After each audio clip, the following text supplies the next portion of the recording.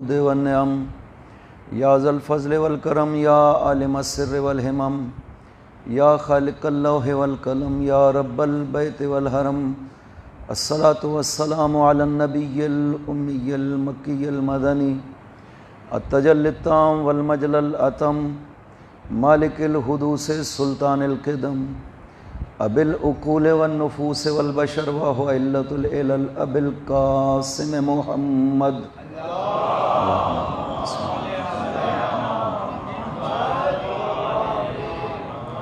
وعلى ابن عمه ووارث علمه وخليفته سيد الأولياء والوصيين أمير المؤمنين وعلى السيدة المعصومة الجليلة التي هي جوهرة القدس من الكنز الخفي بدت فابدت تاليات الأحرف أئمة الغر بل أم أبيها سيما بقية الله الأعظم في الأرضين روحی لہ الفداء وارواح العالمین ولعنۃ اللہ علی اعدائہم اجمعین اما بعد بسم اللہ الرحمن الرحیم یا ایہا الذین آمنوا اطیعوا اللہ واطیعوا الرسول واولی الامر منکم فإن تنازعتم فی شیء فردوه الی اللہ والرسول ان کنتم تؤمنون باللہ والیوم الآخر ذالک خیر و احسن تاویلا صلوات اللہم صلی علی محمد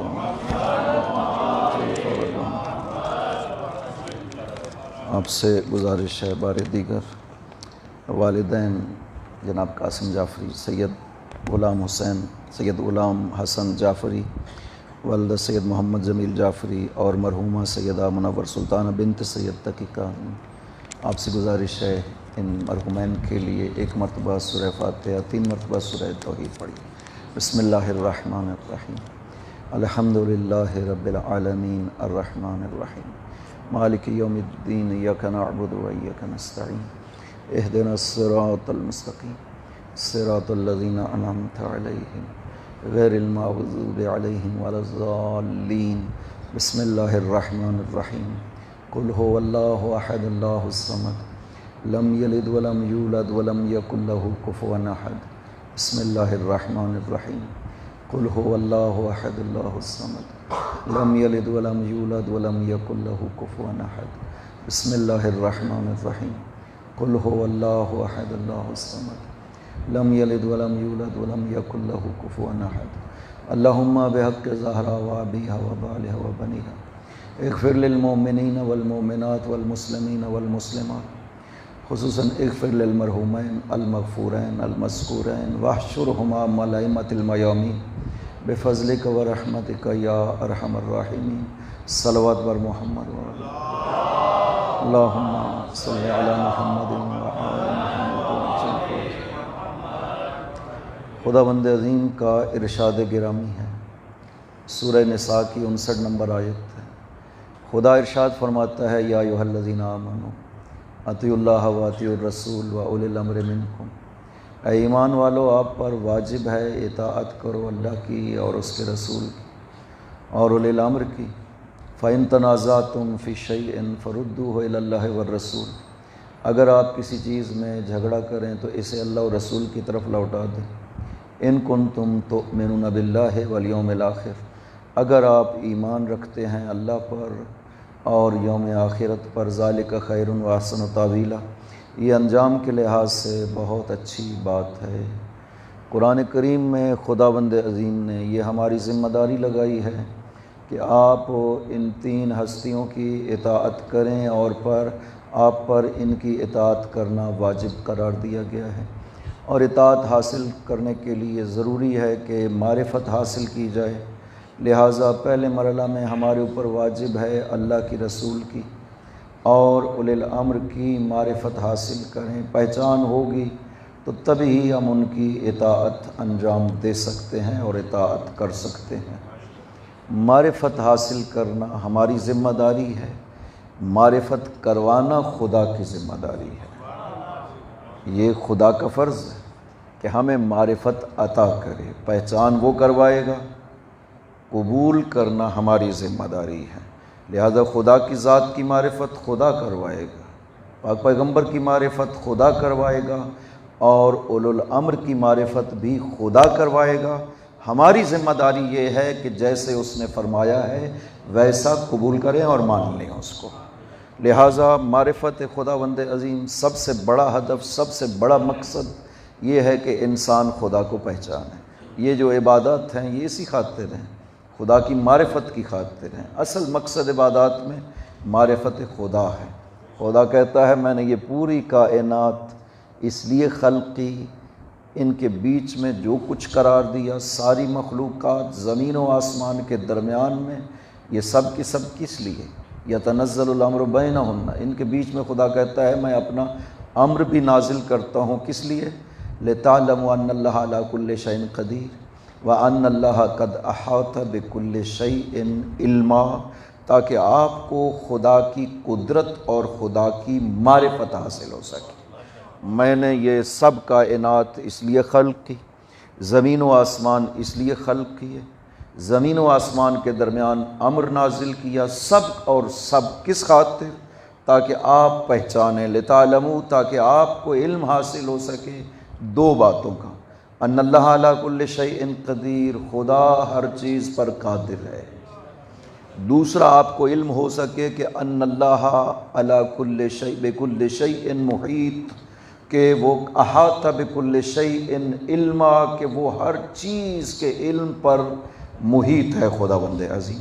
تو یہ ہماری معرفت ہے خدا کے بارے میں، اور اہم ترین دو صفات کا خداوند عظیم نے ذکر کیا ہے کہ خلقت کائنات کی کس لیے کی، آپ کو میں نے خلق کس لیے کیا، کائنات زمین و آسمان کس لیے خلق کیے، ان کے درمیان میں مخلوقات کو کس لیے بسایا، تاکہ خداوند عظیم کو آپ اس کی صفات کے ذریعہ سے پہچانیں۔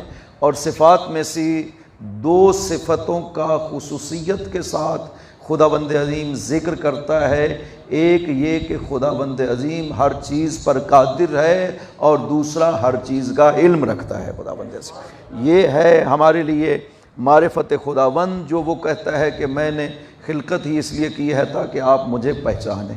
تو خدا کا فریضہ ہے اپنی پہچان ہمیں عطا کرنا، اس کا فریضہ ہے رسول کی پہچان ہمیں عطا کرنا، اس کا فریضہ ہے اولی الامر کی پہچان ہمیں عطا کرنا۔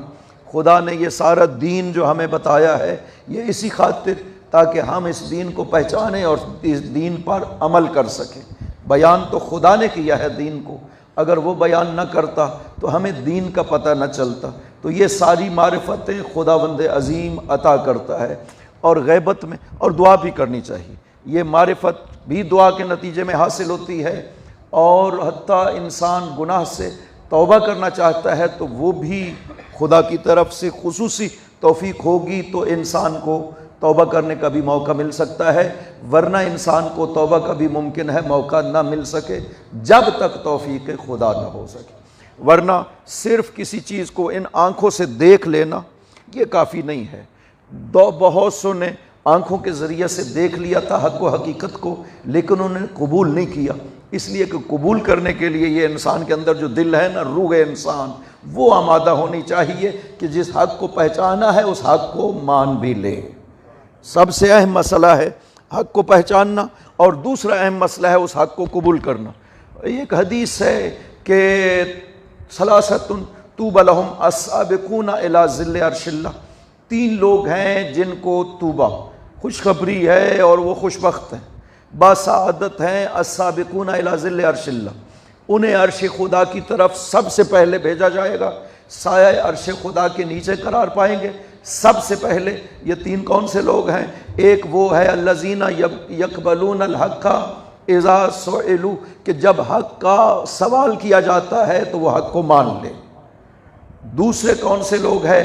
الذین یحکمون بالحق، وہ جو حق کا حکم لگاتے ہیں جب انہیں حق کے حوالے سے یبذلون، لفظ جو حدیث میں ہے اس کا معنی وہی حق کا حکم لگانا ہے، چونکہ ایک مرتبہ انسان جانتا ہے کہ یہ حق ہے لیکن اس حق کا حکم نہیں لگاتا ہے، مانا ہوا ہے کہ یہ چیز جو میرے پاس ہے یہ میری نہیں ہے، یہ فلاں کی ہے، لیکن اگر حق کا حکم لگانا پڑے تو بڑا مشکل ہے۔ یہاں پہ ہر کسی کے لیے ممکن نہیں ہے کہ حق کا حکم لگائے، خصوصاً جب انسان کے اپنے خلاف جا رہا ہو۔ یبسلون الحق، حق کو بذل کریں، حق کو لوگوں کے لیے بیان کریں، اور تیسرا حق کا حکم لگائیں۔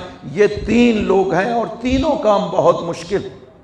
حق کو پہچاننے کے بعد حق کو بہت سے لوگوں نے پہچانا لیکن حق کو مانا نہیں گیا ہے۔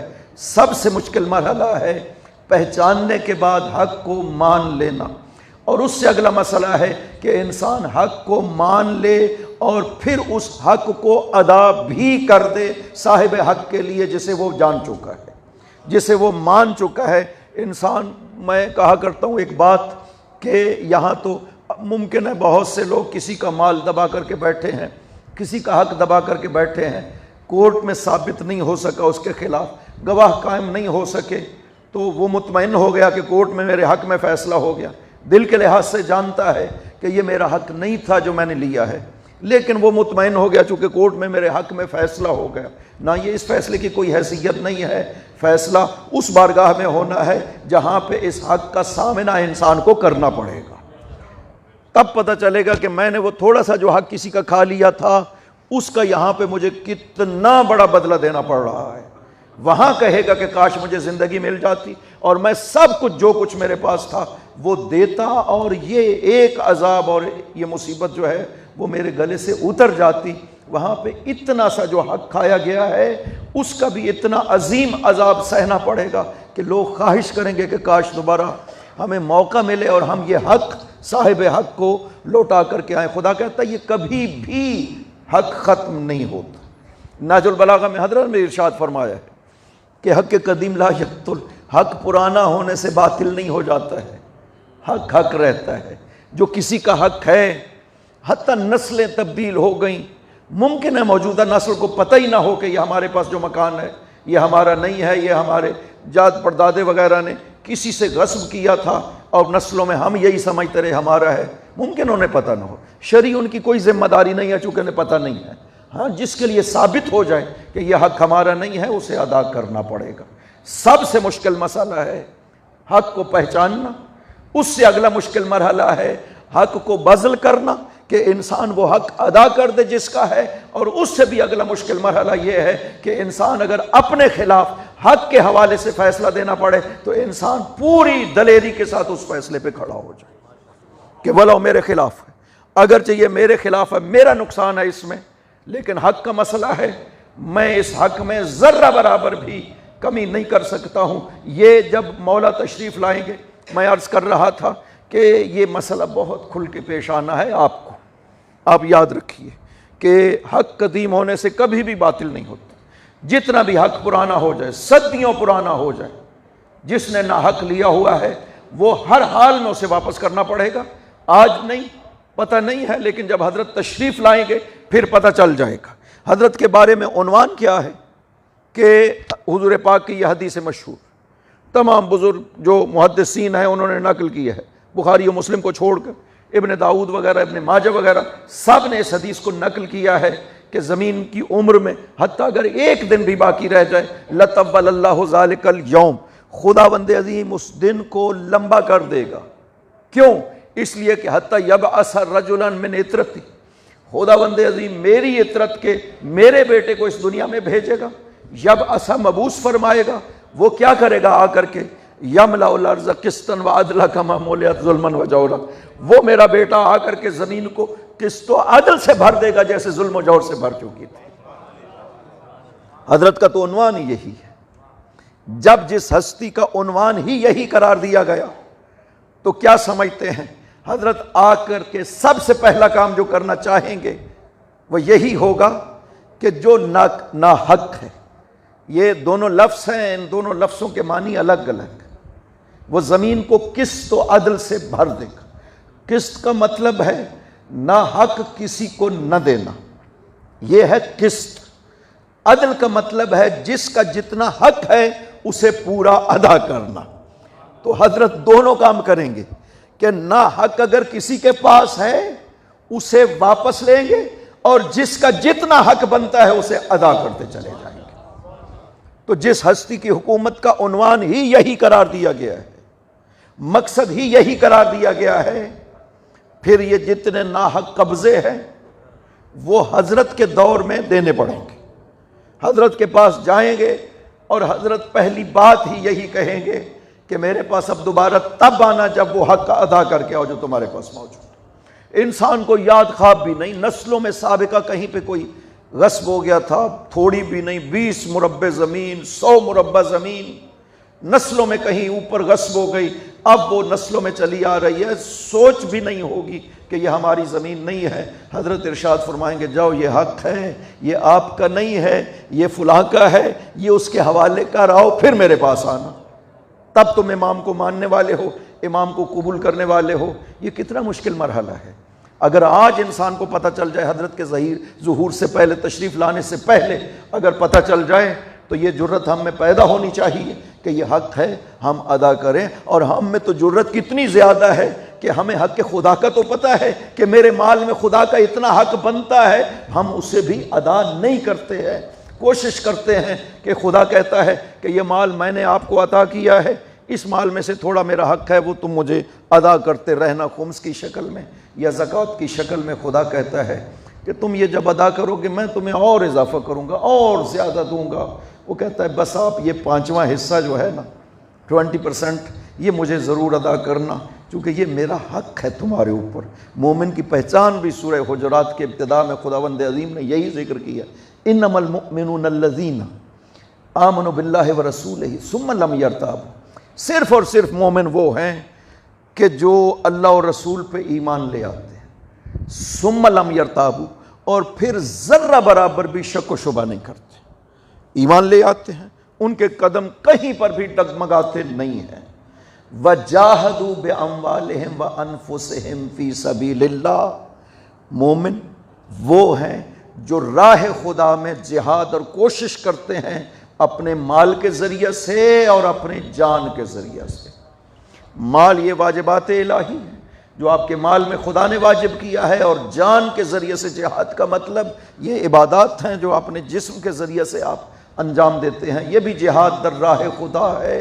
عبادتیں کرنا، نمازیں پڑھنا، روزے رکھنا، حج، زکوٰۃ، یہ باقی جو اعمال جو جسم سے انجام دیے جاتے ہیں، ان کو جہاد کہا گیا کہ یہ آپ کا جہاد ہے خدا کی راہ میں۔ لہذا جاہدوا باموالہم انفسہم فی سبیل اللہ، انہوں نے راہ خدا میں جہاد کی اپنے مال اور جان کے ذریعے سے۔ اولئک ھم الصادقون، خدا فرماتا ہے اپنے دعوی ایمان میں صرف یہی لوگ سچے ہیں، اور کوئی بھی سچا نہیں اپنے دعوی ایمان میں۔ خدا قرآن میں کہتا ہے کہ میرا حق ادا کرو گے تو اپنے دعوی ایمان میں سچے ہو، ورنہ نہیں سچے ہیں آپ۔ لہٰذا حق تو اتنا اہم مسئلہ ہے کہ انسان حق کی ادائیگی کے بغیر مومن نہیں بن سکتا، ایمان نہیں آ سکتا جب تک حقوق ادا نہ کیے جائے۔ یہ ہے ابتدائی بات حق کے خداوند عظیم۔ اس کے بعد آپ کے حق اپنے گھر میں آتے ہیں۔ سب سے پہلے اپنے گھر میں دیکھیں آپ کی زوجہ کا کیا حق ہے آپ کے اوپر، آپ کے بیٹوں کو کیا حق ہے آپ کے اوپر، ہر چیز کا حق ہے۔ انسان کو چاہیے ان حقوق کو ادا کرے تاکہ خداوند عظیم کی بارگاہ میں سرخرو ہو سکے، اور ائمہ کی بارگاہ میں جب کل پہنچے سرخرو ہو سکے کہ مولا میرے ذمہ کوئی حق نہیں ہے، میں اب فرق نہیں کرتا کہ موت پہ جا پڑوں یا موت مجھ پہ آ پڑے۔ یہی کہا تھا اس واقعہ میں اس بوڑھے نے، جو میں اکثر بیان کیا کرتا ہوں کہ گھر ہے حکم ابن عتیبہ کا، امام محمد باقر علیہ الصلوۃ والسلام، اللہم صلی علی محمد و آل محمد وعجل فرج، تشریف فرما ہے، اور بہت لوگ، ایک حال ہے بڑا سا بھرا ہوا ہے۔ دروازے سے ایک بوڑھا آتا ہے، سلام عرض کرتا ہے، لوگوں کو بھی سلام کیا، حضرت سے اجازت طلب کی کہ ابن رسول اللہ مجھے اجازت ہے، میں آپ کے پاس آنا چاہتا ہوں۔ حضرت نے لوگوں سے کہا، لوگوں نے راستہ دیا، وہ آیا حضرت کے پاس بیٹھا، اتنا قریب بیٹھا کہ اس کا زانو حضرت کے زانو سے مل رہا تھا۔ اس نے کہا، یا ابن رسول اللہ، میں اپنا دین آپ پر پیش کرنے کے لیے آیا ہوں، اگر آپ قبول کریں گے تو اس دین پہ باقی رہوں گا، اگر آپ فرمائیں گے تو جیسا آپ کہیں گے میں ویسا کروں گا۔ آپ نے فرمایا بیان کرو۔ اس نے کہا، یا ابن رسول اللہ، انی احبکم و احب کل من یحبکم، آپ سے محبت رکھتا ہوں اور ہر اس سے محبت رکھتا ہوں جو آپ سے محبت رکھتا ہے۔ وَأُبْغِضُ عَدُوَّكُمْ وَأُبْغِضُ كُلَّ مَن يُحِبُّ عَدُوَّكُمْ، آپ کے دشمن سے دشمنی رکھتا ہوں اور ہر اس سے دشمنی رکھتا ہوں جو آپ کے دشمن سے محبت کرتا ہے۔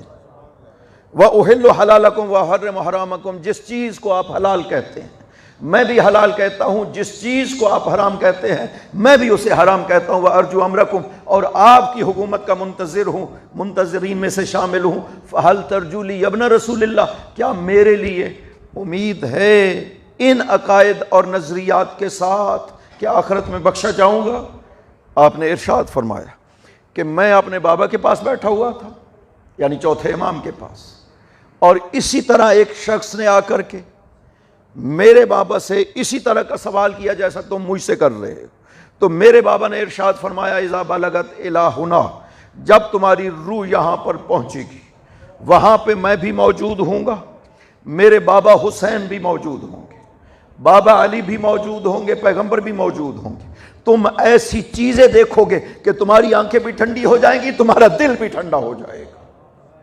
اس طرح سے خداوند عظیم تمہارے ساتھ برتاؤ کرے گا اگر ان نظریات اور عقائد کے ساتھ تم دنیا سے چلے جاتے ہو۔ اس نے عرض کیا یا ابن رسول اللہ، ایک مرتبہ پھر یہی جملے ارشاد فرمائے، آپ نے پھر وہی جملے ارشاد فرمائے۔ وہ رونے لگا، اتنا رویا کہ زمین پر گر گیا۔ حضرت نے اپنے دست مبارک سے اس کے آنسو صاف کیے۔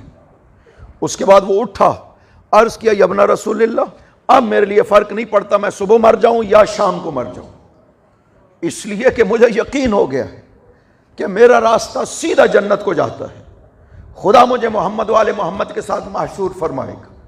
وہ چلا یہ کہہ کر کے حضرت نے ارشاد فرمایا اگر کوئی زمین پہ چلتے ہوئے جنتی کو دیکھنا چاہتا ہے تو اسے دیکھو، یہ جنتی جا رہا ہے۔ یہ ہے، آپ حق ادا کر دیں عقائد حقہ کے ساتھ، دنیا سے جائیں تو پھر آپ کو کوئی فکر کرنے کی ضرورت نہیں ہے، اس لیے کہ ہم نے ان ہستیوں کو مانا ہے، وہ امام حق ہے، خداوند عظیم نے ان کو امام حق بنایا ہے، ہم نے ان کو انتخاب نہیں کیا کہ خدا کی بارگاہ میں پیش کر دیا انتخاب کر کے کہ خدایا ہم نے انہیں اپنا امام بنایا ہے تو بھی انہیں قبول کر، نہ، خداوند عظیم نے انہیں ہمارے لیے منتخب کیا ہے، دنیا میں بھیجا ہی اس کمال کے ساتھ ہے کہ یہ تمہارے امام و ہادی، قرآن شاہد ہے کہ ان ہستیوں کو میں نے تمہارا امام و ہادی بنا کر کے بھیجا اس کائنات میں، نہ کہ اس کائنات میں وہ آئے ہیں تمہاری طرح، تربیت حاصل کی ہے تمہاری طرح، علم حاصل کی ہے تمہاری طرح، اب جب وہ علم حاصل کر کے بڑی شخصیات بن گئے ہیں تو ہم نے ان کو امام بنا دیا۔ ایسے امام نہیں بنتے ہیں، نہ وہ ہادی بن سکتے ہیں، کیوں؟ اس لیے کہ وہ خود محتاج ہدایت ہیں، وہ کسی کے لیے ہادی نہیں بن سکتے۔ جنہوں نے دنیا میں تربیت حاصل کی ہے، جنہوں نے دنیا میں ایمان حاصل کیا ہے، جنہوں نے دنیا میں علم حاصل کیا ہے، وہ انسانیت کے ہادی نہیں بن سکتے۔ لہٰذا خداوند عظیم کہتا ہے کہ ان ہستیوں کو میں نے تمہارا ہادی بنا کر کے بھیجا ہے، جو کمال ہادی کے لیے چاہیے تھے وہ دے کر کے بھیجا ہے، کوئی ایسا کمال نہیں ہے جو انہوں نے دنیا میں آ کر کے حاصل کیا ہو، سارے کے سارے کمال میں نے ان کو پہلے عطا کیے، عالم نورانیت میں جب ان کو وجود عطا کیا، کمالات کے ساتھ وجود عطا کیا، اس دنیا میں جب آتے ہیں تو سب سے پہلا کام جو کرتے ہیں وہ علم الہی کا اظہار کر کے الہی کتابوں کی آواز بلند کرتے ہیں کہ ہم تورات بھی جانتے ہیں، قرآن بھی جانتے ہیں، زبور و انجیل بھی جانتے ہیں۔ وہ اس دنیا پہ ثابت کرتے ہیں کہ ہمیں خداوند عظیم نے ہادی بنا کر کے بھیجا ہے۔ لہٰذا پہچاننا بہت ضروری ہے ان ہستیوں کو، حق کو پہچانے سب سے اہم مسئلہ ہے حق کی پہچان کا۔ لہٰذا یہ ان عقائد کے ساتھ جب انسان مطمئن ہو گیا کہ میں نے ان ہستیوں کو مانا ہے جنہیں خدا نے بھیجا ہے، تو پھر اس کے لیے کوئی فرق نہیں پڑتا کہ کس وقت موت آ جائے۔ مومن اس طرح ہونا چاہیے، ہر وقت آمادہ مرگ ہو، میں نے سارے حقوق بار الہ ادا کر دیے۔ اس کے حقوق ہیں، وہ خود بہتر جانتا ہے، قیامت کے دن ان کے حوالے سے وہ کہتا ہے میں ممکن ہے معاف کر دوں، اگر آپ کے دل میں توبہ کا تھا اور نہیں کر سکے تو میں اپنے حقوق آپ کو معاف کر دوں گا، لیکن دوسروں کے حقوق کہتا ہے وہ تو آپ کو ادا کرنے پڑیں گے۔ خدا کہتا ہے وہ معاف نہیں کیے جا سکتے، کسی صورت میں ایک درہم بھی ہو وہ بھی معاف نہیں کیا جا سکتا۔ اتنی قدر و قیمت ہے دوسروں کے حقوق کی کہ وہ ادا ہونے چاہیے، یہ احترام ہے۔ دوسروں کے حقوق کا احترام ہے جو خداوند عظیم نے قرار دیا ہے۔ لہٰذا ہمیں یہ وظیفہ دعا کریں خداوند عظیم سے کہ وہ ہمیں معرفت عطا کرے۔ اپنی معرفت، معصومین نے غیبت میں آپ کی ذمہ داری لگائی ہے کہ آپ معرفت کی دعا کیا کریں خداوند عظیم سے۔ دعا یعنی وہ پڑھیں، جیسے وہ دعا معصوم نے ارشاد فرمائی ہے وہ آپ کو یاد ہونی چاہیے تاکہ اسے بار بار پڑھیں اور خدا سے طلب کریں۔ دعا کیا ہے؟ زرارہ کو حضرت نے ارشاد فرمایا امام جعفر صادق علیہ الصلوۃ والسلام نے، اللہم صلی علی محمد و آل محمد، اللہم عرفنی نفسک فإنک ان لم تعرفنی نفسک لم اعرف نبیک۔ خداوندہ مجھے اپنی پہچان عطا فرما، اپنی معرفت عطا فرما۔ اگر تو نے اپنی معرفت عطا نہ فرمائی میں تیرے نبی کو پہچان نہیں پاؤں گا۔ اگلے جملے میں عرض کرتے ہیں خدا کی بارگاہ میں اللہم عرفنی رسولک، پچھلے جملے تھا نبیک، یہاں فرمایا اللہم عرفنی رسولک فإنک ان لم تعرفنی رسولک لم اعرف حجتک۔ خدایا مجھے اپنے رسول کی معرفت عطا فرما، اگر تو نے مجھے اپنے رسول کی پہچان عطا نہ فرمائی تو میں تیری حجت کو پہچان نہیں پاؤں گا۔ اللہم عرفنی حجتک، خدایا مجھے اپنی حجت کی پہچان عطا فرما۔ انک ان لم تعرفنی حجتک ضللت عن دینی، اگر تو نے مجھے اپنی حجت کی پہچان عطا نہ کی تو میں اپنے دین سے گمراہ ہو جاؤں گا۔ آپ نے دیکھا معرفت کہاں سے شروع ہوئی؟ خداوند عظیم سے، لیکن ہر معرفت آپ طلب خدا سے کر رہے ہیں، اس کی معرفت بھی اسی سے طلب کر رہے ہیں، رسول کی معرفت بھی اسی سے طلب کر رہے ہیں، اور امام کی معرفت بھی اسی سے طلب کر رہے ہیں۔ نتیجہ کیا ہے کہ اگر امام کو نہ پہچانا ضللت عن دینی، میں دین سے گمراہ ہو جاؤں گا، کیونکہ امامت مسئلہ ہی ایسا ہے، اس کے بغیر خداوند عظیم کچھ قبول ہی نہیں فرماتا ہے امامت کے بارے میں۔ یہ حدیث ہے صحیح جس کو بڑے متعدد محدثین نے، مسلم میں ایک تعبیر لفظ کے ساتھ موجود ہے، جناب مسند احمد حنبل میں ایک لفظ کے ساتھ موجود ہے، اور جناب تفتزانی نے شرح مقاصد میں ایک اور لفظ کے ساتھ جو ہمارے ہاں معروف ہے اس حدیث کو ذکر کیا ہے، من مات ولم یعرف امام زمانہ مات میتۃ جاہلیہ، جو مر جاتا ہے اور امام زمانہ کو نہیں پہچانتا ہے وہ جاہلیت کی موت مرتا ہے۔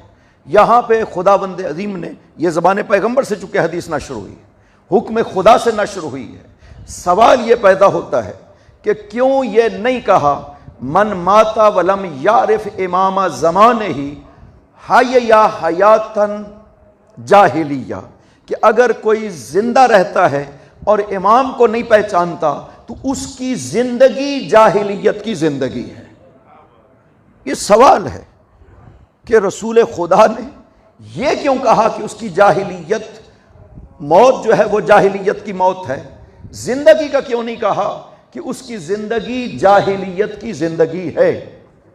واضح ہے جب موت جاہلیت کی ہو تو زندگی مسلم سی بات ہے جاہلیت کی ہوگی، زندگی عالمانہ اور ایمانانہ زندگی نہیں ہو سکتی جب موت جاہلیت کی ہے تو زندگی بھی جاہلیت کی، لیکن ذکر صرف موت کا کیا ہے، حیات کا ذکر نہیں کیا ہے۔ اس کی وجہ کیا ہے؟ سب سے پہلی بات تو یہ ہے کہ یہ مد نظر رہے کہ یہ حدیث کس کو ارشاد فرمائی ہے؟ ان کو جو رسالت پیغمبر کو اور خدا کو مان چکے تھے، یہ کفار کو نہیں فرمایا ہے، مشرکین کو نہیں فرمایا ہے، بعثت پیغمبر سے پہلے کی یہ بات نہیں ہے، یہ ہے بعثت پیغمبر کے بعد۔ کن کو فرما رہے ہیں؟ وہ جو سامنے افراد موجود تھے، ہم لفظ نہیں بولتے ہیں لیکن حضور پیغمبر میں جو ہستیاں موجود تھیں یہ پیغمبر اکرم انہیں فرما رہے ہیں، ان کو بھی شامل اور قیامت تک آنے والے تمام انسانوں کو یہ پیغام شامل ہے کہ دیکھو تم بھی اگر امام کو نہیں پہچانو گے تو جاہلیت کی موت مر جاؤ گے۔ یہ نہیں کہا کہ اگر تم نے خدا کو نہ پہچانا تو جاہلیت کی موت مرو گے، یہ نہیں کہا کہ اگر مجھ پیغمبر کو نہ پہچانا تو جاہلیت کی موت مرو گے، اس لیے کہ وہ تو ہیں ہی جاہلیت میں رہنے والے، جنہوں نے پیغمبر کو نہیں پہچانا وہ تو ہیں ہی جاہلیت میں رہنے والے، اس کو ذکر نہیں کیا ہے، امام کو ذکر کیا ہے۔ اگر تم نے امام کو نہ پہچانا تو جاہلیت کی موت مرو گے، اس کا مطلب یہ ہے کہ امامت کی اتنی اہمیت ہے حضور کی نظروں میں، خدا کی نظروں میں، اسلام کی نظروں میں، کہ اگر امام کو نہ پہچانا تو نہ رسالت مانی جائے گی، نہ توحید الہی مانی جائے گی۔ اللہم صلی علی محمد وآل محمد وعجل فرج۔ اتنی اہمیت ہے امامت کے پہچاننے کی کہ انسان کو کہا بے شک تم نے رسالت کو مان لیا ہے، بے شک تم نے خدا کو مان لیا ہے، اگر امام کو نہ پہچانا۔ یہ اس حدیث کا ترجمہ ہے، حدیث مسلم ہے۔ مسلم میں جو لفظ ہے میں آپ کو بیان کر دیتا ہوں تاکہ آپ کے ذہن میں رہے۔ مسلم میں، صحیح مسلم میں ہے، من ماتا ولیس فی عنقہ بیعۃ، جو مر جاتا ہے اور اس کی گردن پہ اگر بیعت نہ ہو کسی امام کی، جاہلیت کی موت مرتا ہے۔ یہ ہے صحیح مسلم میں۔ مسند احمد حنبل میں ہے، من ماتا ولیس لہ امام، جو مر جاتا ہے اور اس کا کوئی امام نہیں ہوتا وہ جاہلیت کی موت مرتا ہے۔ سعد الدین تفتزانی نے شرح المقاصد میں ذکر کیا ہے، من ماتا ولم یعرف امام زمانے ہی میتتن جاہلیہ، جو ہماری روایات میں بھی اسی انداز میں آیا ہے کہ جو مر جاتا ہے اور امام، تینوں کا مطلب ایک ہے، معنی کے لحاظ سے کوئی فرق نہیں پڑتا ہے، لفظوں کا فرق ہے لیکن معنی کے لحاظ سے کوئی فرق نہیں ہے، تینوں میں امام کو کہا گیا ہے کہ جس کا امام نہیں ہے، جس کے گردن پہ امام کی بیعت نہیں ہے، جس نے امام کو پہچانا نہیں ہے، وہ جاہلیت کی موت مرتا ہے۔ تینوں میں یہ بات کہی گئی ہے، مات میتتن جاہلیہ، وہ جاہلیت کی موت مرتا ہے۔ اب یہ تو پتہ چل گیا کہ امامت کی اتنی اہمیت ہے کہ نبوت اور رسالت کو ماننے کے باوجود اگر امام کو نہ پہچانا تو جاہلیت کی موت مرو گے۔ معصوم سے پوچھا گیا، یا ابن رسول اللہ، یہ کیا ہے جاہلیت کی موت؟ علم کا نہ ہونا یا امام کی معرفت نہ ہونا؟ فرمایا دونوں نہیں ہے مراد۔ اس جاہلیت سے مراد جاہلیت کفر و ضلال و نفاق، جو امام کو پہچانے بغیر مر جاتا ہے یہ ایسا ہی ہے جیسے کافر مرا ہے، گمراہ مرا ہے، منافق مرا ہے امام کو نہ پہچانے تو۔ یہ ہے امام کو نہ پہچاننے کا نتیجہ۔ اب یہ سوال کہ وجہ کیا ہے، ماتا میتتن کیوں کہا، زندگی کیوں نہیں کہا کہ اس کی زندگی جاہلیت کی ہے، اس کی موت جاہلیت کی کیوں فرمایا؟ اس کی وجہ یہ ہے کہ امام آپ کا کیسا ہونا چاہیے؟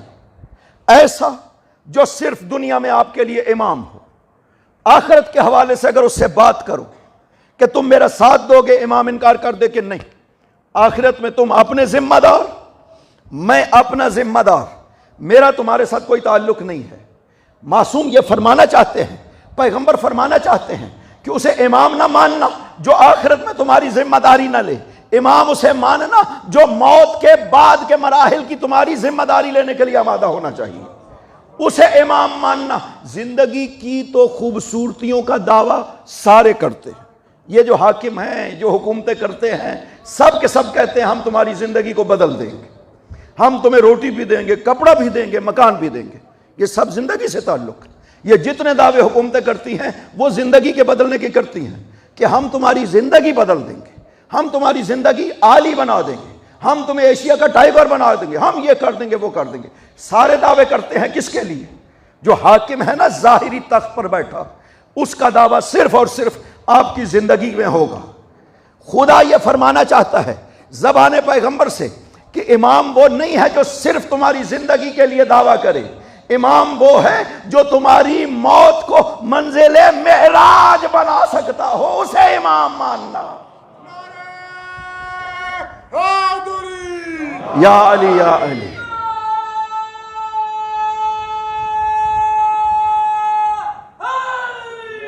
یا علی یا علی۔ امامت کا تعلق صرف تمہاری زندگی تک نہیں ہونا چاہیے۔ آپ کو پتہ ہے کہ جو ہمارا اور برادران کا فرق ہے امامت میں، وہ سارے کے سارا فرق یہی ہے۔ وہ کہتا ہے امامت کا مطلب حکومت، یہ دنیا کی حکومت۔ ہم کہتے ہیں نہیں، امامت کا مطلب ہے منصب الہی، جو لوگوں کی ہدایت کے لیے خداوند عظیم نے قرار دیا ہو، ہستیوں کو ہادی بنا کر اس کائنات میں بھیجا ہو۔ ضرورت انسانوں کی اس چیز کی ہے۔ حکومت تو بہت اچھی حکومتیں کافر کر رہے ہیں ہماری بنسبت، حکومت مسئلہ نہیں تھا انسانوں کا، ہدایت مسئلہ تھا لوگوں کا۔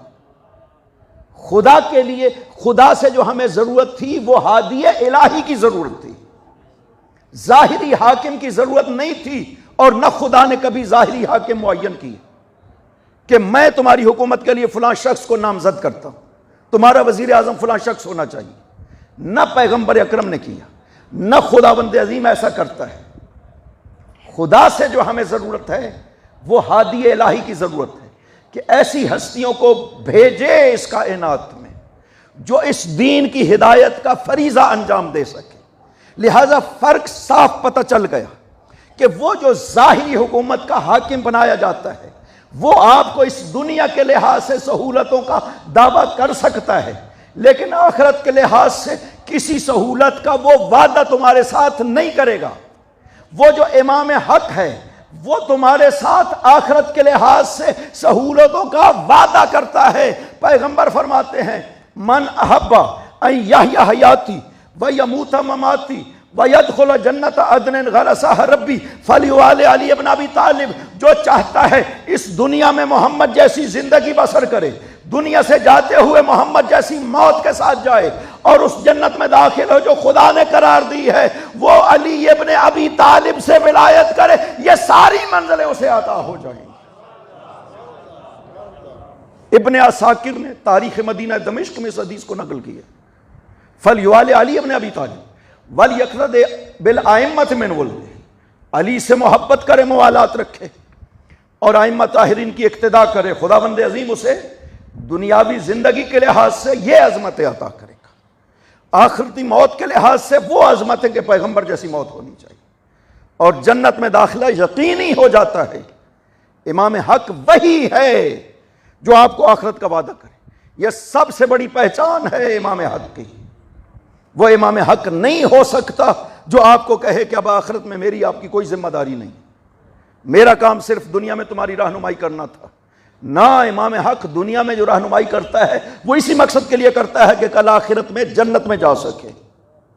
یہی وجہ ہے کہ مولا امیر نے حارث ہمدانی کو ارشاد فرمایا تھا ابشر واستبشر وبشر یا ہارو ہمدانہ، اے حارث ہمدانی تمہیں بشارت ہو، پھر بشارت ہو، دوسروں کو بھی یہ بشارت دینا، لَتَعْرِفُنِي عِنْدَ الْمَمَاتِ وَعِنْدَ الصِّرَاطِ وَعِنْدَ الْحَوْضِ وَعِنْدَ الْمُقَاسَمَةِ، تم علی کو پہچانو گے جب مرنے لگو گے، تم علی کو پہچانو گے جب پل صراط پر پہنچو گے، تم علی کو پہچانو گے جب حوض کوثر پر پہنچو گے، تم علی کو پہچانو گے جب مقاسمہ پر پہنچو گے۔ یہ امام حق ہے جو بتانا چاہتا ہے کہ جو علی کو مانے گا اس کو اصل حب علی کا یہاں اندازہ ہی نہیں ہو سکتا، اندازہ تب ہوگا جب قبر میں پہنچے گا، وہاں پتہ چلے گا محبت علی کا اثر کیا ہے۔ یہاں تو ممکن ہے اندازہ نہ ہو۔ حدیث میں ہے حب علی ابن ابی طالب یحون سکرات الموت، محبت علی موت کی سختیوں کو کم کر دیتی ہے، آسان کر دیتی ہے، بلکہ خود ارشاد فرماتے ہیں کہ وہاں پہ ہم موجود ہوتے ہیں، جب اسرائیل جان قبض کرنے کے لیے آتا ہے ہم موجود ہوتے ہیں، ہم اسرائیل کو سفارش کرتے ہیں، اسرائیل یہ ہمارا چاہنے والا ہے۔ اسرائیل عرض کرتا ہے کہ مولا میں ماں سے زیادہ شفقت کروں گا، اور مومن کی جب جان قبض کرتا ہے جان ایسے نکلتی ہے جیسے پھول سے خوشبو نکلتی ہے۔ وہ ہستیاں تو ساتھ دینے کے لیے ہر مرحلہ میں ساتھ ہوتی، موت کے وقت، قبر میں سوال منکر و نکیر، یہ حدیث تو آپ سنتے ہیں نا کہ قبر کا بڑا مرحلہ سخت ہے، اور وہاں پہ منکر و نکیر جو ہیں وہ سوال کرنے کے لیے آتے ہیں، تو وہاں پہ کچھ صورتیں ہیں جو انسان قبر میں داخل ہوتا ہے تو کچھ صورتیں اس کے ساتھ قبر میں داخل ہو جاتی ہیں، دائیں بائیں آگے پیچھے وہ صورتیں کھڑی ہوتی ہیں، وہ ایک دوسرے سے تعارف کرواتی ہیں۔ ایک صورت پوچھتی ہے تم کون ہو، وہ کہتی ہے کہ میں اس کی نماز ہوں۔ دوسری صورت سے پوچھا تم کون، کہا میں اس کی روزہ۔ تیسرے سے پوچھا حج، عبادات۔ سب سے نورانی ایک شکل، ایک صورت موجود ہوتی ہے، یہ سب صورتیں اس سے مل کر پوچھتی ہیں کہ تم سب سے نورانی ہو، تم بتاؤ تم کون ہو۔ وہ صورت کہتی ہے کہ میں ولایت علی ابن ابی طالب، علی کی ولایت۔ قبر میں خود بھی اس طرح سے ولایت بھی اس طرح سے مجسم ہو کے آ جاتی ہے، لہذا باقی ساری صورتیں عذاب قبر میں شکست کھاتی چلی جاتی ہیں جب کم ہوتی ہیں عبادات، لیکن یہ صورت آخر تک ساتھ رہے گی۔ ولایت محبت امیر المؤمنین کے یہ اثرات ہیں کہ حضرت فرماتے ہیں کہ یہاں تو ممکن ہے کسی کو پہچان نہ ہو سکے علی کی عظمت کی، لیکن جب قبر میں پہنچو گے تب پتہ چلے گا علی وہاں پہ موجود ہوں گے۔ فرمایا پل صراط پہ بھی میں موجود ہوں گا، حوض کوثر پہ بھی میں موجود ہوں گا۔ اگر کسی نے واقعا مولا علی کے لیے اس دنیا میں کام کیا ہو تو کس طرح سے مولا علی کی خدمت میں حوض کوثر پہ پہنچے گا کہ میں وہ خادم ہوں یا امیر المؤمنین جس نے آپ کے لیے دنیا میں یہ کام کیا تھا۔ انسان کچھ تو کر جائے مولا امیر کے لیے۔ دنیا مولا امیر کا نام نہیں سننا چاہتی تھی، خداوند عظیم نے اسی لیے نام علی قرآن میں ذکر نہیں کیا کہ قرآن کو چھپا لیا جاتا اگر نام علی قرآن میں آ جاتا۔ آپ دیکھو تو صحیح خطبہ غدیر کو کیوں چھپا لیا گیا ہے؟ جانتے ہو خطبہ غدیر 1,40,000 افراد کے سامنے پیغمبر نے ارشاد فرمایا، کتنا اہتمام کیا پیغمبر نے۔ یوں نہیں ہے کہ مکر گئے محدثین کے کوئی خطبہ شطبہ نہیں ہوا ہے، نہ سب مانتے ہیں۔ صحیح مسلم میں مسلم نقل کرتا ہے کہ پیغمبر نے غدیر خم پہ خطبہ دیا تھا، حمد اللہ و ذکر و واعظ، ہم تو خدا ذکر خدا کیا، واعظ و نصیحت کی، لیکن مسلم بیان نہیں کرتا کہ وہ خطبہ کیا تھا جو پیغمبر نے بیان کی۔ صرف حدیث ثقلین اس خطبے میں سے وہ بھی کاٹ پھاٹ کر کے مسلم نے ذکر کیا پورے خطبہ غدیر سے۔ ابی داؤد سنن میں کیا کہتا ہے کہ پیغمبر نے غدیر خم پہ خطبہ دیا اور کہا اما بعد، اما بعد خطبہ شروع کرنے کے لیے لفظ واضح ہے، آپ خطبہ سنتے رہتے ہیں۔ اما بعد جب ایک عالم کہتا ہے اس کا مطلب یہ ہے کہ اب اپنی میں بات شروع کرنا چاہتا ہوں، ابھی تک حمد و ثنا تھی، کہا کہ حمد و ثنا کی پیغمبر نے، وواعظ، واعظ و نصیحت کی، وقالا اما بعد، اس کے بعد ابی داؤد نے کچھ بھی نقل نہیں کیا۔ خوب نے ذرہ برابر بھی یہ احساس نہیں ہے کہ ہماری ذمہ داری ہے محدث ہونے کے ناطے آئندہ نسلوں کے لیے ہم پیغمبر کا خطبہ تو نقل کر جائیں تاکہ یہ واعظ و نصیحت، یہ ارشادات پیغمبر کے پہنچنے چاہیے۔ نہیں نقل کیا، وجہ کیا تھی؟ 40 مرتبہ نام علی لیا تھا پیغمبر نے خطبہ غدیر میں، یہ وجہ تھی۔ انہوں نے چھپا لیا، کسی محدث نے سوائے موجم کبیر طبرانی کے کس میں ایک حصہ جو ہے خطبہ کا 1.5 صفحہ تک بار کا اس نے نقل کیا ہے، باقی سب محدث جو وہ چھپا جاتے ہیں۔ قرآن کریم میں اگر خداوند عظیم نام علی لکھ لیتا تو چھپا لیا جاتا، قرآن آپ تک نہ پہنچ سکتا۔ خدا کی حکمت ہے کہ علی کی ایسی ایسی صفات بیان کر دی جو ذات علی کے علاوہ کسی میں بھی نہیں پائی جاتی ہے، قرآن میں بیان کر دیا ہے خداوند عظیم، لیکن اس انداز میں کہ نام علی نہ ہونے کی وجہ سے وہ احساس اور حساسیت کم ہو گئی قرآن کے بارے میں۔ تو جو نہیں سننا چاہتے نام علی کو، اس دنیا میں اس دور میں لوگوں کے لیے اگر کوئی خدمت علی کے عنوان سے کر جائیں تو کل کس طرح سے حوض کوثر پہ علی خوش آمدید کہیں گے۔ ایک عالم بیان کرتا ہے کہ میں نے خواب میں دیکھا حوض کوثر پہ مولا امیر موجود ہے۔ علامہ امینی کی جب وفات ہو گئی، علامہ امینی وہ ہستی ہے کہ جس نے صرف واقع غدیر کے ثبوت کے لیے 11 جلدوں میں کتاب چھپ چکی، اصل کتاب لکھی ہے 18 جلدوں میں۔ 40 سال دن رات ایک کیا ہے، کتاب خانوں میں بیٹھے ہیں 40 سال مسلسل، اور غدیر کے اوپر صرف واقع غدیر کے اوپر 18 جلدوں میں کتاب لکھی ہے۔ اور پھر کہتے تھے کہ ہم کیا حق ادا کر سکتے ہیں مولا امیر کا۔ وہ عالم بیان کرتے ہیں میں نے خواب میں دیکھا کہ حوض کوثر، اور علامہ امینی انہی دنوں میں فوت ہوئے تھے، تھوڑا عرصہ ہوا تھا، تو لوگ آ رہے ہیں، مولا امیر جام بھر بھر کے ان کو کوثر سے دے رہے ہیں۔ میں نے دیکھا کہ علامہ امینی بھی آ رہے ہیں، میں منتظر ہوں کہ اب علی علامہ امینی سے کیا کرتے ہیں کہ جس نے اتنی زحمتیں کی مولا امیر کے ایک فضیلت کو ثابت کرنے کے لیے۔ کہتے ہیں جب علامہ امینی نزدیک آتے ہیں تو مولا علی نے جام اپنے ہاتھ سے رکھ دیے، اس طرح سے ہاتھوں سے پانی بھر کر کے اپنے ہاتھ سے پلایا ہے علامہ امینی کو، اس طرح سے وصول کیا جاتا۔ کہا فرمایا کہ میں موجود ہوں، حارث حمدانی تمہیں خوشخبری ہو، دوسروں کو بھی خوشخبری دینا، علی موجود ہوں گے وہاں پر۔ اور جب کہا نا مقاسمہ پہ بھی میں موجود ہوں گا، حارث ہمدانی نے سوال کیا کہ وَمَا الْمُقَاسَمَةُ یا امیر المومن، یہ مقاسمہ کیا ہے؟ فرمایا میں جہنم کے کنارے کھڑا ہو جاؤں گا، لوگ گزر رہے ہوں گے، میں جہنم سے خطاب کر کے کہوں گا یا جہنم ھذا صدیقی زری ہے وھذا عدوی خزی ہے، اے جہنم یہ علی کا چاہنے والا ہے، اسے جانے دینا، یہ دشمن علی ہے، اسے پکڑ لینا۔ وہاں پہ پہچانا جائے گا کہ یہ جو آج ولایت اور محبت پائی جاتی ہے، لہذا مات میتۃ جاہلیہ، اگر امام کو نہ پہچانا تو جاہلیت کی موت مرے گا، اگر امام کو پہچانا تو کیسی موت ہونی چاہیے؟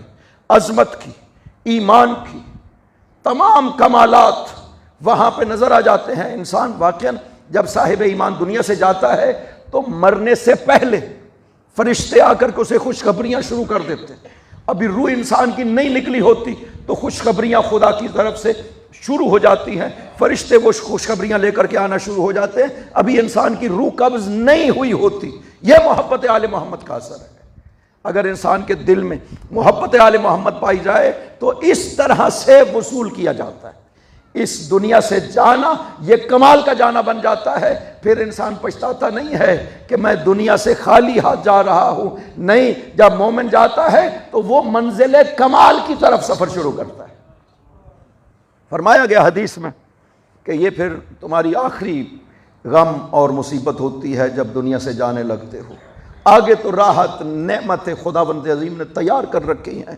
فوراً جب قبر میں دفن کیا جاتا ہے مومن تو قبروں تا حد نظر کھل جاتی ہے، باغات نظر آنا شروع ہو جاتی ہے۔ خدا اس طرح سے صاحبان ایمان کے ساتھ کرتا ہے، اس کی روح کو فرشتے آ کر کے، رحمت کے فرشتے وصول کرتے ہیں، عزرائیل سے وصول کر کے لے جاتے ہیں بارگاہ خدا میں۔ سب سے اہم مسئلہ یہ ہے کہ جب آپ کی روح جائے خدا کے حضور، آسمانوں کے دروازے کھولے جائیں، آسمانوں کے دروازے بند نہ رکھے جائیں۔ جب ولایت علی دل میں ہو تو آسمان کے دروازے کھل جاتے ہیں، روح پہنچتی ہے بارگاہ خدا میں۔ ایک حدیث میں بیان کیا گیا ہے کہ فرشتے ایک شخص کی روح کو لے کر کے لے گئے آسمانوں کی طرف اور آسمان کے دروازے نہیں کھولے گئے۔ وہ شخص اتنا نیک تھا کہ کل فضا اس کی نیکیوں سے بھری ہوئی نظر آ رہی۔ فرشتوں نے عرض کیا خدا بندہ یہ اتنا نیک اور مارا بھی تیری راہ میں گیا ہے اور تو نے آسمان کے دروازے نہیں کھولے، یہ ساری فضا اس کے اعمال سے پر نظر آتی ہے، نمازیں، روزے، زکوٰۃ، عمرے۔ خدا نے ارشاد فرمایا جتنے یہ اعمال نظر آ رہے ہیں نا تمہیں، اتنے اور بھی اعمال ہوتے پھر بھی اس کے لیے آسمان کے دروازے نہ کھولے جاتے۔ عرض کیا وجہ کیا ہے بار خدا؟ اتنی عبادتوں کے ساتھ پھر بھی روح کو قبول نہیں کیا جا رہا۔ فرمایا اس لیے کہ یہ عمل کر رہا تھا اور اس کا دل ولی کی ولایت سے خالی تھا، اس لیے کوئی عمل قبول نہیں ہوگا بارگاہ خدا۔ دل میں ولایت ولی نہیں پائی جاتی تھی، نہ روح کے لیے دروازے کھولے جائیں گے نہ اعمال کے لیے۔ اعمال بھی اسی طرح سے، اعمال فرشتے لے کے جاتے ہیں خدا کے حضور، بعض کے آسمان سے رد کر دیے جاتے ہیں، پہلے سے بعض کے دوسرے سے، اعمال رد ہوتے رہتے ہیں۔ ان کے لیے سواری چاہیے جو ان اعمال کو خدا کے حضور لے جائے۔ وہ سواری قرآن میں خدا نے کہا کہ ایک خاص عمل صالح ہے، الیہ یصعد الکلم الطیب، خدا کی طرف بلند ہوتے ہیں کلمات طیب، اور والعمل الصالح یرفعہ، عمل صالح ہے جو آپ کے اعمال کو اٹھا کر کے لے جاتا ہے بارگاہ خدا میں۔ پوچھا گیا وہ کون سا عمل صالح ہے؟ فرمایا ولایت علی ابن ابی طالب، وہ علی کی ولایت ہے جو آپ کے اعمال کو لے جاتی ہے خدا کے حضور۔ اگر ولایت علی موجود نہ ہو تو اعمال قبول بارگاہ خدا نہیں ہوا کرتے۔ لہذا فرمایا وَأُولِي الْأَمْرِ مِنْكُمْ، آپ کے لیے لازم ہے پہچانے، چونکہ آپ کے اوپر اطاعت واجب قرار دی ہے خداوند عظیم نے اولی الامر کی۔ یہ گفتگو کی تمہید تھی، میں جو اس آیت کے حوالے سے بات کرنا چاہتا تھا یہ اس گفتگو کی تمہید ہے۔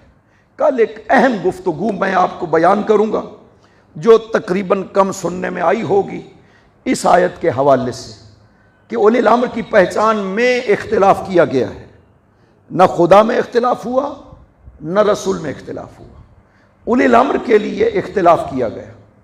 خدا نے کیوں اولی الامر کو کہا اور کیوں قبول نہ کیا گیا اولی الامر کو جو خدا کہنا چاہتا تھا، یہ گفتگو ہے جو کل انشاءاللہ بیان کی جائے گی۔ یہ ایام ماہ سفر ہے، سفر کی آج 12 سفر ہے۔ اور ایک اور چیز جو تاریخ کے لحاظ سے آپ متوجہ رہنا چاہیے، مولا امیر کی 2 جنگ سفر ہی میں ہوئی ہے، یعنی اختتام کے لحاظ سے جنگ صفین اسی سفر میں اختتام، ویسے تو 16-18 ماہ جنگ صفین جاری رہی ہے، اور بڑے بڑے اصحاب امیر المؤمنین جنگ صفین میں شہید ہو گئے۔ لیلۃ الحریر وہ رات ہے کہ جس ایک رات میں ساری رات مولا امیر جنگ کرتے رہے۔ اب جانتے ہیں مولا امیر کی عمر مبارک اس وقت جو ہے وہ 55-58 سال کے لگ بھگ عمر مبارک تھی، 59 سال جنگ صفین کے موقع پہ، بلکہ اس سے بھی زیادہ 60 سال لگ بھگ عمر مبارک تھی مولا امیر کی۔ 60 سال کا ایک شخص جو اب بوڑھا ہے ظاہری طور پر، لیلۃ الحریر میں علی نے ثابت کر دیا کہ علی نے آج تک جو جنگیں کی ہیں وہ اس جسم کی بنا پہ نہیں، وہ قدرت الہی کی بنا پہ کرتے رہے ہیں جو خدا نے علی کے لیے قرار دی تھی۔ لہٰذا 60 سال کی عمر میں پھر علی نے لیلۃ الحریر میں ثابت کر دیا کہ وجود علی معجزہ خداوند عظیم اس کائنات میں۔ ساری رات جنگ کرتے رہے، صرف ایک رات میں 500 افراد کو دستے علی سے فنار کیا گیا ہے، اور اسی لیلۃ الحریر نے پھر جنگ کا فیصلہ کر دیا۔ پھر آگے سے دھوکہ فریب وہی جو ہوا تھا صفین میں وہ ہوا۔ تو یہ لیلۃ الحریر 11 سفر کو یہ رات ہے نا، یہ لیلۃ الحریر کی رات تھی۔ 9 سفر کو حضرت عمار اور خزیمہ ذو شہادتین جو ہے وہ دونوں شہید ہوئے تھے۔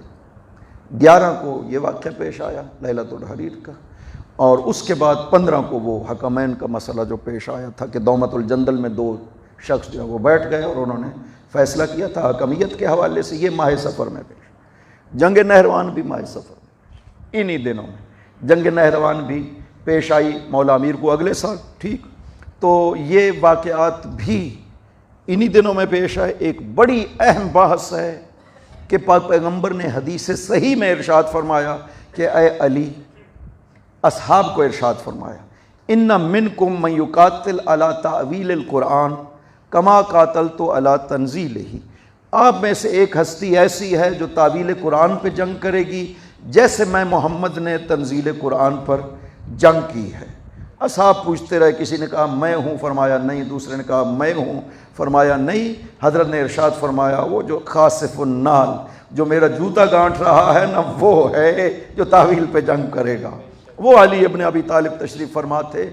یہ ایک اہم گفتگو ہے مولا امیر کی جنگوں کے حوالے سے جو کی جانی چاہیے، بیان ہونا چاہیے۔ اگر موقع ملے تو ضرور جو ہے وہ اس کو ممبر سے بیان کرنا چاہیے کہ مولا امیر نے وہ وظیفہ اور منصب الہی کی بنا پر، یہ ایک منصب الہی تھا مولا امیر کو باقی مناصب کے علاوہ جو خداوند عظیم نے عطا کیا تھا، اس حدیث صحیح سے پیغمبر نے لوگوں کے لیے بیان کیا کہ یہ علی کا منصب ہے اور وہ میرا منصب تھا۔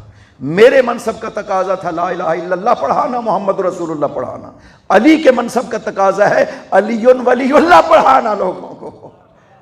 تو یہ ایک اور مسئلہ ہے، یہ ماہ سفر اس کے لحاظ سے بھی مناسبت رکھتا ہے، لیکن انہی دنوں میں ایک شہادت مظلومانہ سید الشہداء کی اس بیٹی کی شہادت کہ جس کا سن مبارک صرف 4 سال تھا، اور جانتے ہو کربلا میں بعد از شہادت حسین جس ہستی پہ سب سے زیادہ ظلم ہوا ہے نا، وہ یہی بچی تھی۔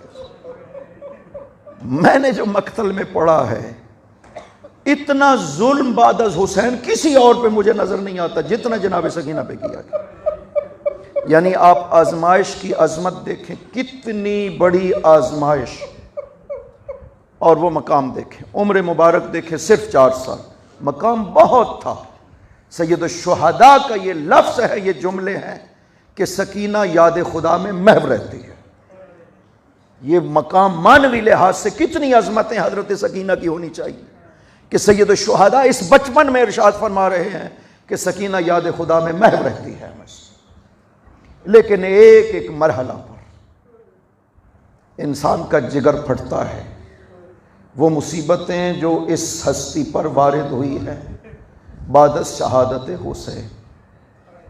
یہی وجہ ہے کہ خود خواہش کی تھی اپنے بابا سے، جب رخصت ہو رہے تھے حسین خیمہ سے رخصت ہوئے، اپنے بیٹے سید الساجدین سے رخصت ہوئے، اور اس کے بعد گھوڑے پر بیٹھ کر جب چلے نا تو پیچھے سے آواز آئی مہلن مہلن یا ابن زہرا، او میری ماں زہرا کے بیٹے حسین ایک مرتبہ ٹھہر جاؤ۔ مڑ کر دیکھا کہ بہن پاؤں ننگے چلتی ہوئی آ رہی ہے۔ فرمایا بہن زینب آپ نے تو رخصت کر دیا تھا۔ کہا بھیا ایک مرتبہ ٹھہر جائیے۔ حسین رک گئے، بی بی حسین کے پاس آئی، کہا بھیا ذرا نیچے جھکے نا۔ حسین زین پر بیٹھے ہوئے گھوڑے سے اتنے جھکے کہ حسین کی گردن زینب کے منہ کے برابر آ گئی۔ حسین کے گلے کے بوسے لیے اور مدینہ کی طرف رخ کر کے کہا اماں میں نے امانت ادا کر دی۔ پوچھا بہن زینب یہ کون سی امانت ہے؟ کہا بھیا ماں کا جب آخری دن تھا ماں نے مجھے پاس بلایا تھا، فرمایا تھا بیٹی زینب کربلا میں میرا حسین جب جانے لگے تو میں موجود نہیں ہوں گی، میری طرف سے میرے حسین کی گردن کے بوسے لینا جہاں پہ خنجر کے ذریعہ سے کاٹا جائے گا گلا۔ اجرکم مال اللہ۔ بہن سے رخصت ہوئے لیکن گھوڑا چلا نہیں۔ فرمایا گھوڑا یہ حسین کی آخری سواری ہے، ایک مرتبہ میدان میں پہنچا دو، حسین دوبارہ تم پہ سوار نہیں ہوگا۔ گھوڑے نے سر سے پاؤں کی طرف اشارہ کیا۔ جب حسین نے نظر کی نہ دیکھا سکینہ نے گھوڑے کے پاؤں کو پکڑا ہوا۔ کہا بیٹی سکینہ آپ سے تو بابا رخصت ہو گئی۔ کہا بابا ایک مرتبہ زمین پر تشریف لائیں۔ حسین زمین پر اترے۔ کہا بابا بیٹھ جائیے۔ حسین زمین پر بیٹھے اور سکینہ کو اپنی گود میں بٹھایا۔ دو جملے حسین سے سکینہ نے کہے، پتہ نہیں حسین نے برداشت کیسے کر لیا۔ پہلے جملے میں عرض کیا بابا میں بہت پیاسی ہوں، انا عطشان، بابا مجھ سے اب پیاس برداشت نہیں ہو۔ اولاد والو ذرا اس منظر کا احساس تو کرو، باپ ہو حسین جیسا اور بیٹی ہو سکینہ جیسی، جس سے اتنی محبت کرتے تھے، کہتے تھے جس گھر میں سکینہ نہ ہو وہ گھر خالی نظر آتا ہے حسین۔ وہ بیٹی آخری وقت یہ جملہ کہے کہ بابا میں بہت پیاسی ہوں، بابا مجھ سے پیاس برداشت نہیں ہوتی ہے۔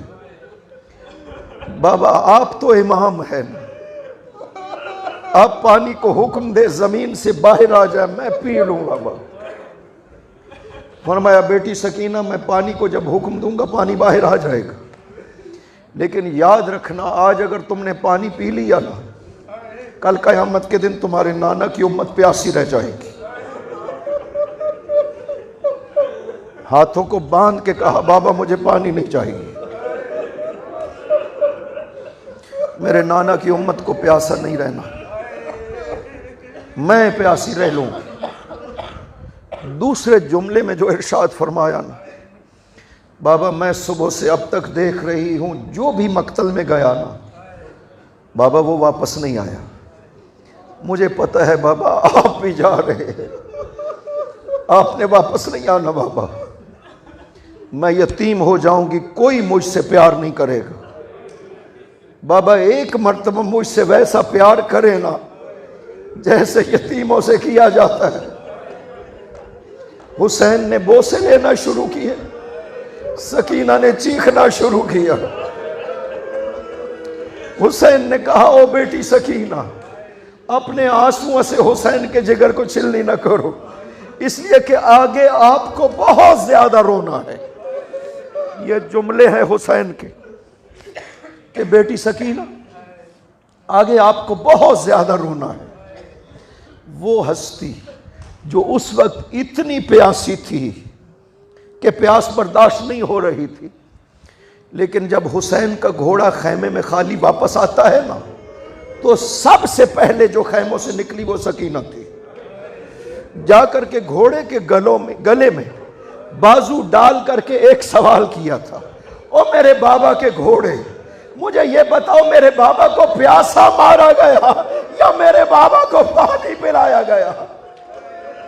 اجرکم علی اللہ۔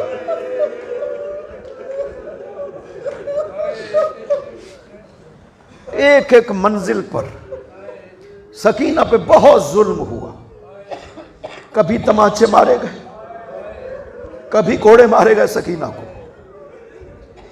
کبھی لعینوں نے اونٹ سے اٹھا کر زمین پر پھینکا حسین کی بیٹی۔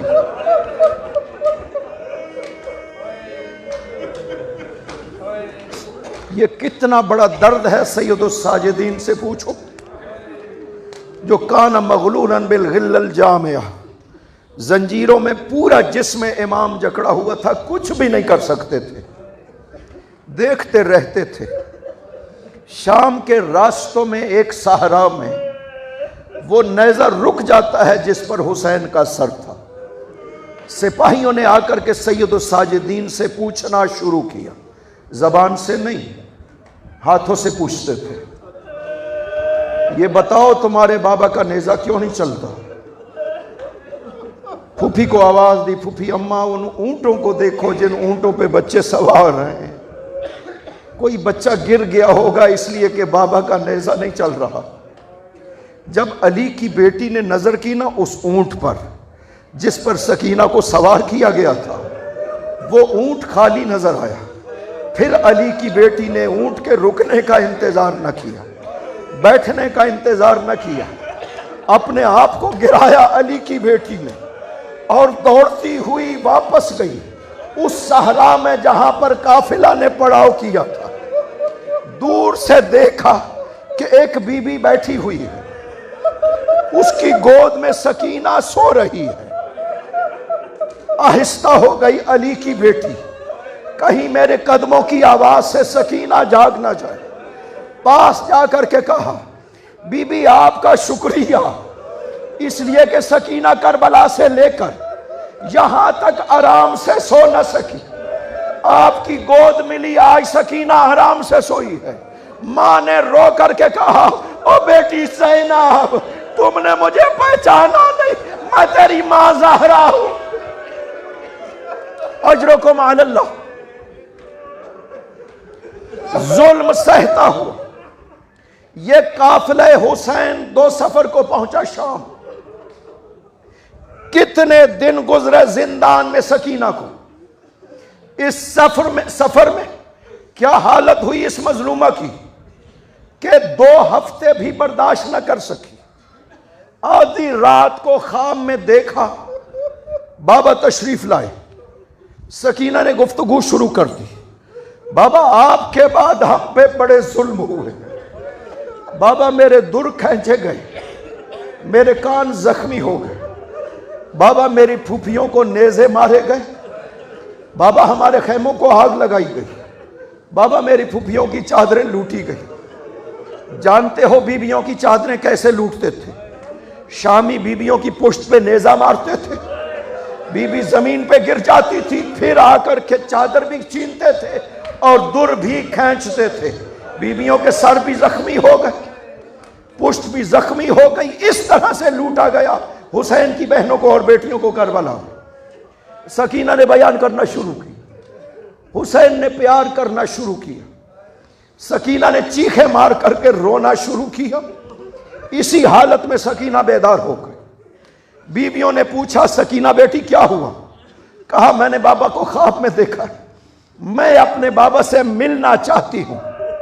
بیویوں نے گریہ شروع کر دیا، سکینہ آپ کے بابا شہید ہو گئے، دنیا سے چلے گئے، اب نہیں مل سکتی آپ۔ بیویوں نے رونا شروع کیا، آواز یزید کے کانوں تک پہنچی۔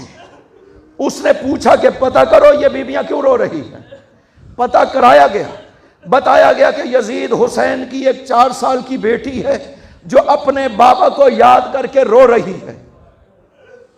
یہ بہت سنگ دل تھا، اس نے سر حسین تشت میں رکھا، کہا یہ سر حسین لے جاؤ سکینہ کو پیش کرو۔ جانتے ہو سر حسین کی کیا حالت تھی شام تک؟ حسین جب ایک الوداع کے لیے آئے نا خیموں کی طرف، تو پشت خیمہ پہ آ کر کے کہا یا زینب علیکہ منِ سلام، بہن زینب حسین کا سلام ہو۔ بہن نے جب آواز سنی نا حسین کی پشت خیمہ سے، عرض کیا بھائی اندر تشریف لائیں۔ کہا نہیں بہن زینب، اب حسین کی حالت ایسی نہیں ہے کہ میں اندر آ سکوں، اس لیے کہ میرا سر زخمی ہے، میرے ابرو کٹ گئے ہیں، میرے رخساروں سے خون بہ رہا ہے، بہن بچے برداشت نہیں کر سکے، میں اس لیے اندر نہیں آتا ہوں۔ یہ حالت تھی سر حسین کی کربلا میں کہ کہا بچے برداشت نہیں کر سکیں گے۔ اب بتاؤ شام میں سر حسین کی کیا حالت ہونی چاہیے۔ وہی سر جب سکینہ کو پیش کیا گیا، سکینہ اپنی ساری تکلیفیں بھول گئی، جب سر حسین پہ نظر کری تو بابا سے پوچھنا شروع کیا، بابا یہ تو بتائیں کس نے یہ رگے گردن کاٹی ہے، بابا یہ تو بتائیں کس نے زخمی کیا ہے، بابا یہ تو بتائیں کس نے شہید کیا ہے۔ یہ پوچھتے پوچھتے برداشت نہ کر سکی، اپنا چہرہ رکھا حسین کے چہرے پہ، روح پرواز کر گئی۔ جب شام کی عورت کو بلایا گیا سکینہ کو غسل دینے کے لیے، جب اس کی نظر پڑی نا جس میں سکینہ پر، غسل کو چھوڑ کر کے آ کر کے بی بی زینب سے سوال کیا، بی بی مجھے یہ بتائیے اس بچی کو کون سی بیماری تھی؟ اس لیے کہ پورا جسم سیاہ ہو گیا۔ فرمایا کوئی بیماری نہیں تھی، کربلا سے شام تک اتنے ظلم ہوئے سکینہ پر۔ وَسَيَعْلَمُ الَّذِينَ ظَلَمُوا